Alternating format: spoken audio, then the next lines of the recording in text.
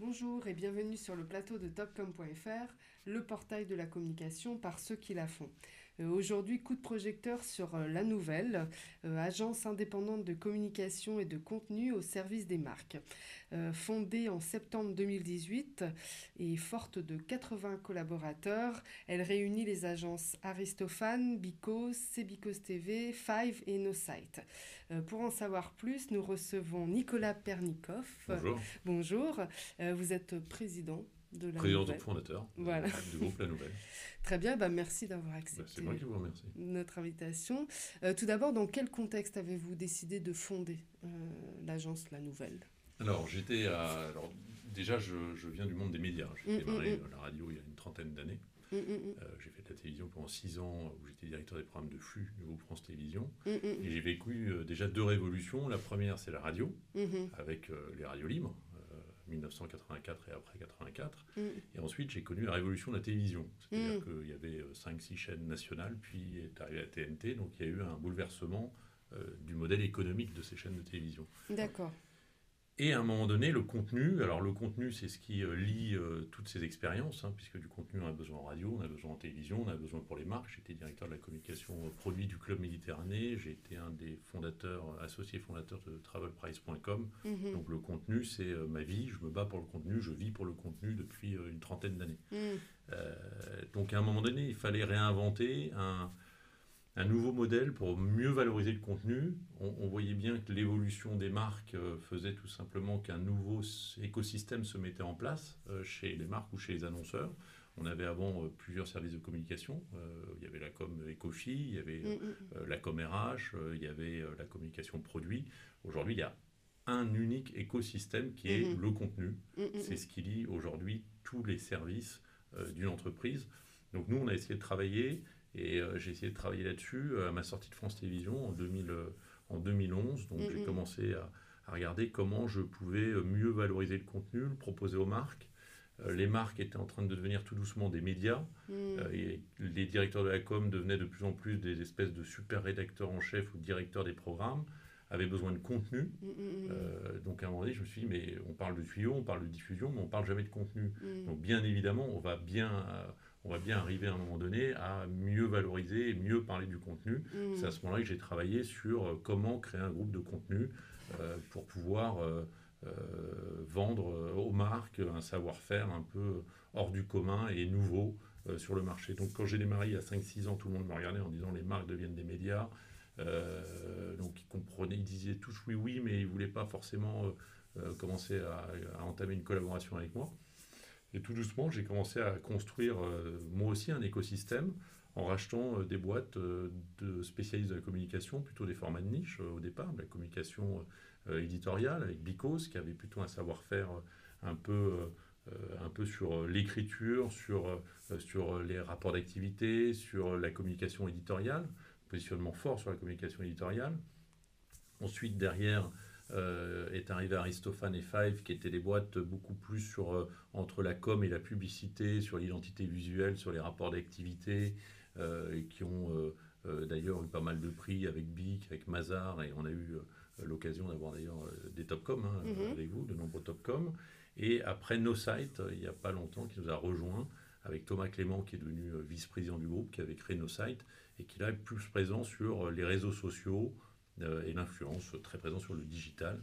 Et après, toute la partie qui est quand même mon ADN, qui est la production audiovisuelle. On produit Science ça pousse. On fait pas mal de documentaires pour la télé, mais aussi aujourd'hui pour le digital ou directement pour les marques.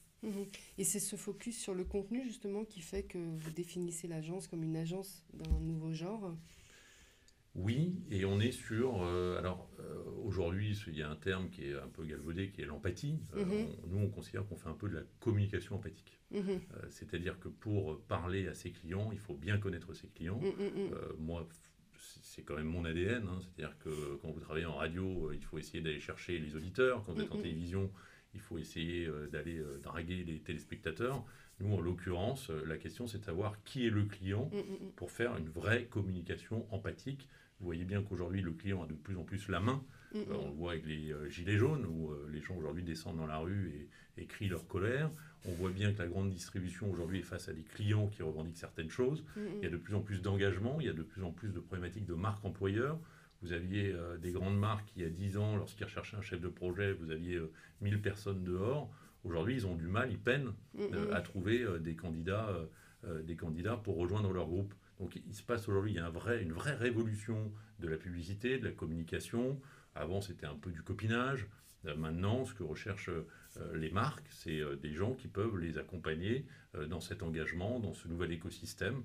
Et c'est pour ça qu'on vient nous voir. Donc on est de plus en plus présent. On est une agence généraliste. La seule chose qu'on ne fait pas, ce sont les relations presse. Mais on est capable aujourd'hui de répondre à toutes les demandes d'un client qui va de la problématique d'engagement, marque employeur, qui est moi mon domaine parce que je suis très sensible aux problématiques de com RH, parce que je vois bien, il y a eu un chamboulement qui a été sans doute un des premiers chamboulements. De 2008 à 2016, vous avez eu, pour des raisons économiques, les budgets RH qui ont été coupés en com RH, qui sont en train de revenir aujourd'hui à travers la marque employeur, puisque les marques, elles ont besoin aujourd'hui de séduire les candidats. Lorsque vous travaillez pour une marque, ça va très très loin, hein, ça va jusqu'au président qui communique sur Twitter. Vous avez vu l'affaire Dolce Gabbana il n'y a pas très longtemps, où le mauvais tweet peut faire écrouler tout un écosystème de communication. Donc aujourd'hui, notre job est génial parce que la communication n'a jamais été aussi présente dans les entreprises. Maintenant, il faut aller de A à Z en étant extrêmement méfiant de tout ce qui peut se passer autour de la communication d'une entreprise. Et c'est là où c'est passionnant. Vous dites que vous êtes une agence généraliste, mais avez-vous quand même des domaines d'expertise ? On a des domaines, notre savoir. Alors, ce qui fait notre force aujourd'hui, c'est que d'abord, il y a 80 collaborateurs, il y a une énorme singularité dans l'entreprise, il y a un esprit collaboratif très fort. Aujourd'hui, on est en transversal, vous me parliez des marques. Aujourd'hui, il y a un groupe qui s'appelle La Nouvelle, qui a différentes expertises, mais on est présent aujourd'hui sur la publicité avec nos sites, très présent sur la publicité.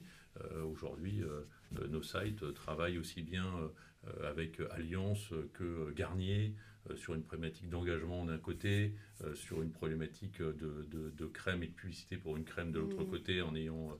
vous avez dû voir ce format dont tout le monde a parlé à un moment donné, la crème Garnier. Ils ont créé un format où des gens sont rentrés dans une salle, ils ont proposé de tester la crème. Et on a essayé de jouer sur les émotions, sur l'intuition, sur le présent. Vous savez, de plus en plus, la problématique aujourd'hui de communication, c'est être dans l'instant. Avant, vous aviez, je prends souvent l'exemple de Nutella. À une époque, vous aviez 2 millions, 3 millions d'euros qui étaient consacrés à des campagnes de publicité pour un pot de Nutella. Aujourd'hui, il faut raconter plus de choses.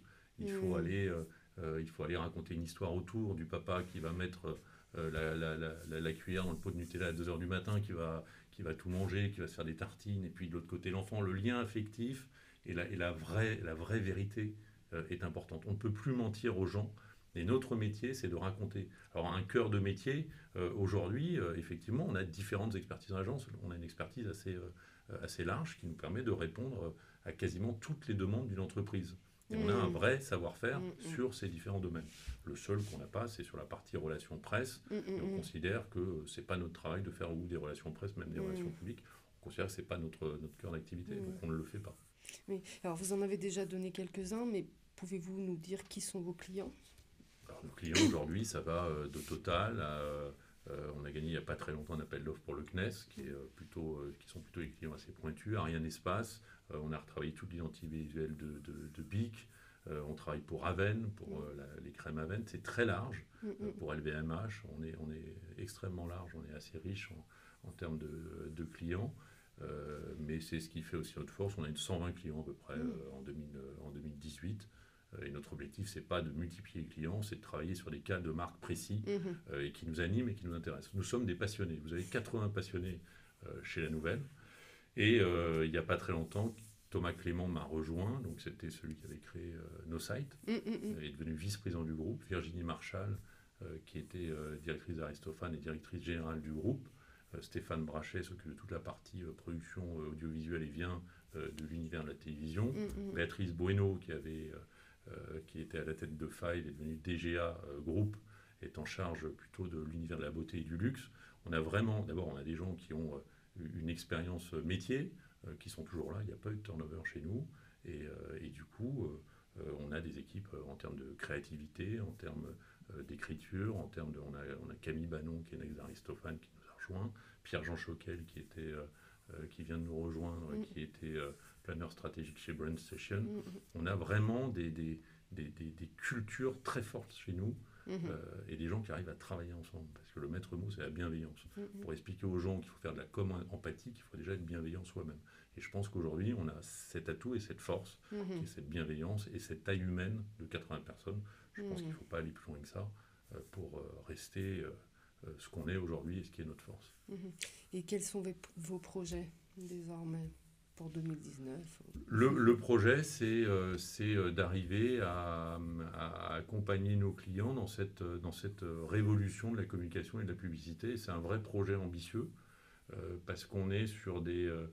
il y a plein de problématiques aujourd'hui qui se posent. Il y a des personnes qui connaissent mal le digital. On parle digital, mais digital, c'est pas faire un site internet. Le digital, ça va beaucoup plus loin que ça. Les réseaux sociaux, il y a plein de choses qui sont aussi en train de s'organiser aujourd'hui. Il y a des gens qui pensaient que pour être vu, il fallait être vu des milliards et des milliards de fois sur Twitter ou liké ou autre. Mais c'est pas ça. Il faut aller de plus en plus sur des cibles. Il faut mieux avoir 3 influenceurs qui ont 10 000 fans que des gens qui ont des milliards de fans, mais c'est pas ciblé et qui vont vous faire un tweet pour Twitter à 11h sur une marque de Guerlain, à 13h sur une marque de L'Oréal et à 15h sur une marque de Lancôme. Ça ne sert pas à grand chose. Donc tout ça, ça s'organise. C'est compliqué.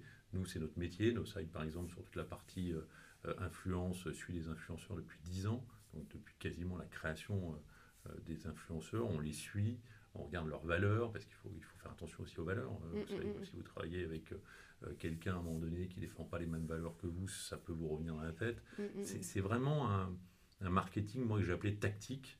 C'est le travail d'horloger que nous sommes en train de faire aujourd'hui, qui s'organise, qui n'est pas encore organisé, qui s'organise. Et je dirais que si on peut contribuer à notre petit niveau à organiser différemment le contenu aujourd'hui pour les marques, c'est déjà pas mal. Très bien. Merci. C'est moi qui vous remercie. Nicolas Pernikov d'être venu nous parler de la nouvelle. Et à bientôt sur le plateau de topcom.fr.